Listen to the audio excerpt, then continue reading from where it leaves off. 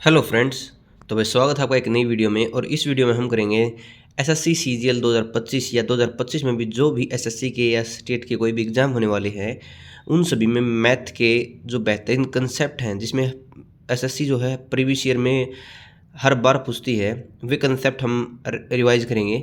और आपके पास अब इतना समय नहीं है कि आप हर चैप्टर से आप 500 क्वेश्चन करो। आप अब ऐसा टाइम है कि आप आपके पास सिर्फ 10 दिन है, तो 10 दिनों में आपके पास इतना होना चाहिए कि आप जो पीछे सिर्फ सभी जो क्वेश्चन किए या कंसेप्ट किए वो आपके रिकॉल हो जाए, रिवाइज हो जाए। ठीक है, एक बार ये छोटी छोटी वीडियो है आप देख लेना, क्योंकि एग्ज़ाम टाइम पे आपको बहुत प्रेशर होता है और आप हर चीज़ कवर नहीं कर पाते।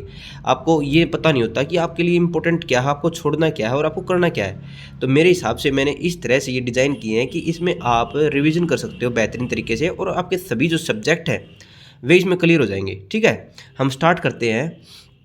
मैंने पर्टिकुलर हर चैप्टर से क्वेश्चन लिए, मतलब कि हर चैप्टर, मतलब कि जो भी प्रीवियस ईयर में ज़्यादा पूछा जाता है उससे हर चैप्टर से मैंने ये कंसेप्ट लिए हैं। सबसे पहले हम सर्कल की करेंगे। सर्कल में सबसे पहले हमें पता होगा कि ए बी एक कोड है, ये है जीवा है। जीवा में है ना, सबसे ऊपर इसके ये ऐसे आकृति आती है, इसमें ये पी पे थीटा होता है, यहाँ पर दो, इसका जो मान होता है इसको हम पी बी मान लो। यहाँ पी बी जो नहीं, पी एल मान लो।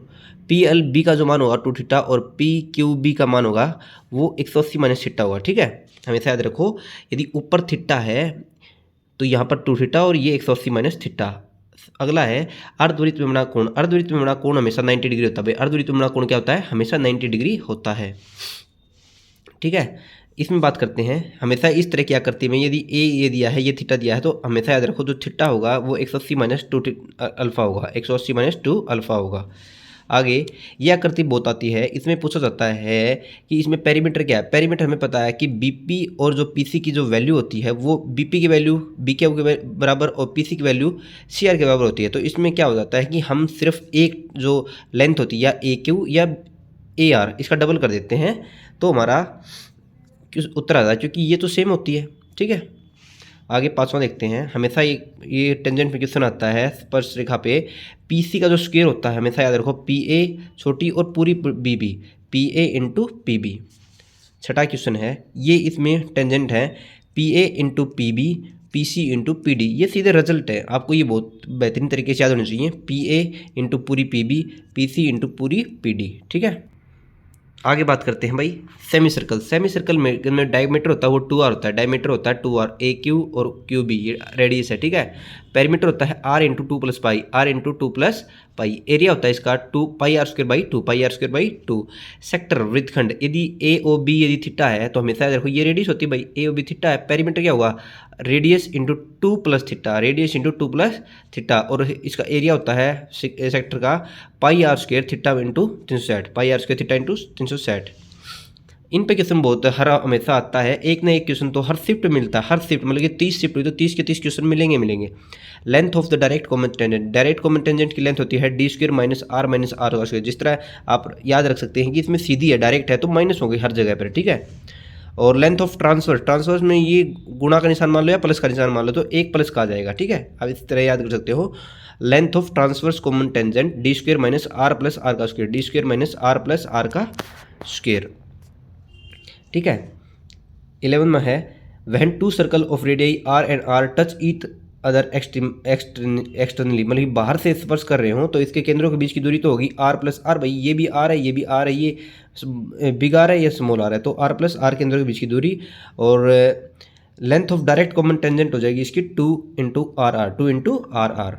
आगे बात करते हैं भाई साइक्लिक क्वाड्रिलेटरल चक्री चतुर्भुज। चक्री चतुर्भुज में जो है विपरीत जो कोण होते हैं उनका योग जो होता है 180 डिग्री होता है। विपरीत जो अपोजिट जो एंगल होते हैं उनका योग क्या होता है? 180 डिग्री, ए और सी का और बी और डी का। ठीक है, chords are intersecting at the external point. External point पे यदि काट रही है तो हमेशा याद रखो जो बी पी डी का जो मान होगा वो x plus y, x minus y, मतलब कि एक्स माइनस इन दोनों का डिफरेंस बाई 2 हो जाएगा। ये हमेशा जो है जीपी में होते हैं, गुणोत्तर श्रेणी में होते हैं, ज्योमेट्रिक प्रोग्रेशन में होते हैं। R3 R2 R1, इसमें R2 की वैल्यू पूछेंगे तो R2 की वैल्यू आएगी under root R1 into R3, मतलब कि इसकी यदि ये 9 है, नहीं है, ये 25 है, ये 9 है, तो क्या आ जाएगी जिस तरह क्या आ गई इनका दोनों का रूट आ जाएगा, ठीक है, जो भी आएगा, ठीक है। लास्ट है इसका क्वेश्चन, इसमें यह आकृति दी होती है इंटू, इसमें होता है A B into A C, A B into A C plus D E into A D, D E into A E, D E into A E पूरी बड़ी बराबर क्या होता है पूरा ए ई का स्क्वायर, पूरा ए ई का स्क्वायर। अब कर लेते हैं भाई अलजेब्रा एक कुछ फॉर्मूला, अलजेब्रा के बहुत इंपॉर्टेंट है। जैसे ए प्लस बी का स्क्वायर होता है A square plus B square plus 2ab। आप ये सोचेंगे कि ये तो भाई छोटे छोटे क्वेश्चन है, छोटे छोटे क्वेश्चन नहीं है, पेपरों में यही आते हैं, आपको कंफ्यूज करते हैं, उस टाइम पे आपका दिमाग एकदम नहीं चल पाता, और इस टाइम पे रिवीजन होगा तो आपको दिक्कत नहीं आएगी, तभी तो 160 सेट कट ऑफ जाती है भाई। पेपर आसान आता है, पैट क्वेश्चन आते हैं, हर वक्त वही क्वेश्चन आते हैं, ठीक है। ए प्लस बी का स्क्वायर होता है A square plus B square plus 2ab, इसको लिख सकते हैं, ये क्वेश्चन ये फार्मूला जरूरी है, ए माइनस बी का square plus 4ab, A minus B का स्क्वायर प्लस 4ab। अगला है ए माइनस बी का square A square plus B square minus 2ab होता है, और इसको लिख सकते हैं ए प्लस बी का square minus 4ab। A square plus B square की वैल्यू होती है भाई A plus B square minus 2ab, और A plus B A square plus B square को लिख सकते हैं A minus B square plus 2ab, ठीक है।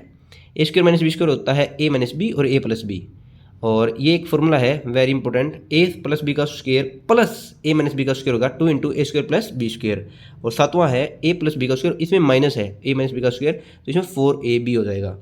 ए बी की वैल्यू निकालनी होती है ए प्लस बी बाई 2 का whole square minus a minus B का बाई 2 का होल स्क्वायर। एक ये भी इंपॉर्टेंट क्वेश्चन है, A square minus A B plus B square, A square plus A B plus B square क्या value होती है भाई ए की 4 plus A square B square plus B की 4। सभी जो कंसेप्ट है हमारे फॉर्मूलाज हैं ये बहुत इंपॉर्टेंट है भाई। A plus B plus C का होल स्क्वायर होता है भाई A square plus B square plus C square plus 2 into A B plus B C plus C A. A square plus B square plus C square का formula इसको यहाँ पर ले जाएंगे तो A plus B plus C का whole square minus आ जाएगा 2 into A B plus B C plus C A. ये सीधे आते हैं क्वेश्चन, आपको इसकी वैल्यू पूछते हैं, इसकी वैल्यू पूछ लेते हैं, ठीक है। 2 into A B plus B C plus C A, ये वैल्यू निकालनी होगी तो हमें क्या करना होगा A plus B plus C का होल स्क्वायर माइनस कर देंगे A square plus B square plus C square, ठीक है। अगला है 13वां, B plus C into C plus A plus into A plus B plus A B C का value होता है A plus B plus C into A B plus B C plus C A. A की 4 minus B की 4 का formula भाई A square plus B square into A minus B into A plus B, ये होता है A square minus B square, ठीक है। अब अलजेब्रा के जो क्यूब के फॉर्मूले हैं वो कर लेते हैं। जैसे ए प्लस बी का क्यूब क्या होता है भाई A cube plus B cube, A cube plus B cube plus 3 into A square नहीं 3 A square B plus 3 A B square, ठीक है। इसको लिख सकते हैं A cube plus B cube plus 3ab into A plus B. एक बार और देखते हैं, ए प्लस बी का क्यूब होता है A cube plus B cube plus 3a square B plus 3ab square, इसी को लिख सकते हैं A cube plus B cube plus 3ab into A plus B. A cube plus B cube को लिख सकते हैं ए प्लस बी का cube minus 3ab into A plus B, और A cube plus B cube को लिख सकते हैं A plus B into A square minus A B plus B square. ये आपको रटे हुए चाहिए question formula. A minus B का क्यूब होता है भाई A cube minus B cube minus 3a square B plus 3ab square, ठीक है। और इसमें अगला फार्मूला इसी का है A cube minus B cube minus 3ab into A minus B, ठीक है। पाँचवा है A cube minus B cube को लिख सकते हैं ए माइनस बी का cube plus 3ab into A minus B. A cube minus B cube क्या होता है ए माइनस बी का cube plus 3ab into A plus A minus B, और A cube minus B cube को लिख सकते हैं A minus B A square plus A B plus B square. ये जो फार्मूले हैं आपको बहुत अच्छी तरह से रटे होने चाहिए, ठीक है। मैं सिर्फ आपको ये बता रहा हूँ कि ये इंपॉर्टेंट है और आपको ये करके जाना है। ये थोड़ा भी कन्फ्यूजन है तो आपका दूर हो जाएगा इससे अब इन वीडियो से। सातवां भाई ये ट्रिक है कुछ, यदि A square minus A B plus B square 0 है तो हमेशा याद रखो A cube plus B cube 0 होगा। यदि A square plus A plus 1 0 है तो ए क्यूब माइनस 1 0 होगा और ए क्यूब की वैल्यू क्या होगी 1 होगी। यदि ए बटे बी प्लस बी बटे ए बराबर 1 है तो ए क्यूब प्लस बी क्यूब 0 होगा। यदि a 1 by a minus 1 by b बराबर 1 by 1 minus a minus b है तो ए क्यूब प्लस बी क्यूब भी 0 होगा। ये सीधे आते भाई क्वेश्चन, ठीक है। इनको सिर्फ आपको रटना है, ठीक है। ये आपको आने चाहिए, मतलब कि इनका 16 आना चाहिए, लेकिन ये सीधे आपको याद भी होना चाहिए। अगला है A by B plus B by A बराबर -1 है तो ए cube minus B cube 0। A by B plus B by A बराबर है A 1 by A plus B है तो ए क्यूब माइनस बी क्यूब 0। और लास्ट है 13वां, A B into A plus B यदि 1 है तो 1 by A B A cube 1 by A cube B cube minus A cube minus B cube बराबर 3। ये सीधे क्वेश्चन आते हैं तो आपको रिजल्ट याद होना चाहिए, ठीक है।